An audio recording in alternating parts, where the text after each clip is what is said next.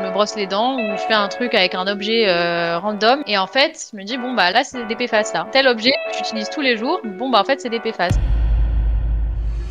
Les PFAS, c'est une famille de molécules chimiques. C'est la molécule fabriquée par l'homme qui est la plus persistante à ce jour. On va le retrouver dans les poêles, dans les vestes anti-pluie, dans le papier toilette, dans les emballages alimentaires. Ce sont des perturbateurs endocriniens et des cancérigènes. On a des effets sanitaires qui sont très importants avec ces molécules PFAS. C'est partout, c'est utilisé en quantité astronomique et en même temps c'est un poison qui nous tue, quoi. En gros, il y a deux enjeux aujourd'hui. Il y a l'enjeu de couper le robinet. Ça, c'est tout l'enjeu de la réglementation. Chaque molécule de PFAS en moins qu'on met dans l'environnement, c'est des vies qu'on sauve aussi, quoi. Là, on est justement encore dans la période où on peut obtenir des choses. Parce qu'on est encore dans un momentum PFAS où le sujet est en train de monter. L'objectif, ce serait qu'en fait, dans quelques années, tout le monde se dise « Oula, mais en fait, attends, il y a moyen que dans tel produit, il y ait des PFAS, je vais pas en acheter, quoi. » Il faut qu'on arrive à ça et le meilleur moyen pour ça, c'est vraiment d'en parler. Là, on pourrait avoir dans 2 ans une interdiction des PFAS dans les textiles. Ça, c'est vraiment des effets très concrets de la mobilisation citoyenne, y compris de la mobilisation sur les réseaux. J'ai envie de passer ce message-là aux gens, c'est de dire